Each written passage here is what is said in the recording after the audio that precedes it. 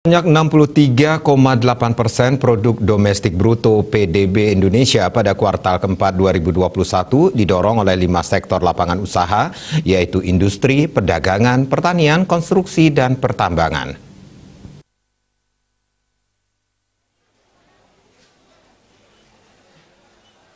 Kepala Badan Pusat Statistik Margo Yuwono dikutip dari kantor berita Antara mengatakan, dari share-nya ekonomi Indonesia terbesar di bidang industri, perdagangan, pertanian, konstruksi, dan pertambangan.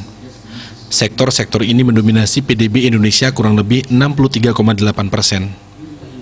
Margo Yuwono merinci, untuk sektor industri memiliki kontribusi terhadap PDB sebesar 18,3%, perdagangan 12,71%, pertanian 11,39%, konstruksi 10,48%, dan pertambangan 10,43%.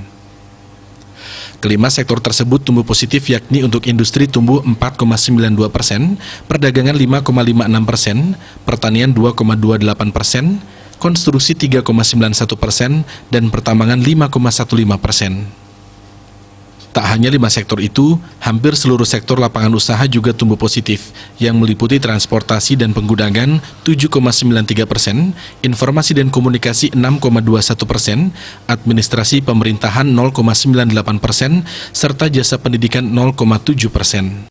Kemudian real estate 3,94%, akomodasi makanan dan minuman 4,95%, jasa lainnya 3,35%, jasa perusahaan 0,89%, jasa kesehatan 12,16%, pengadaan listrik dan gas 7,81%, serta pengadaan air 4,14%. Di sisi lain, Margo Yuwono menuturkan, hanya sektor jasa keuangan yang mengalami kontraksi, yaitu sebesar 2,59% karena adanya perlambatan jasa intermediasi perbankan. Jasa intermediasi perbankan melambat akibat penurunan spread suku bunga referensi dan SBDK yang disertai penurunan pada pendapatan sekunder pada bank umum. Kemudian karena ada beban biaya operasional di kuartal 4 dan adanya penurunan pendapatan dari berbagai usaha asuransi yang ada di Indonesia. Bali Pos melaporkan.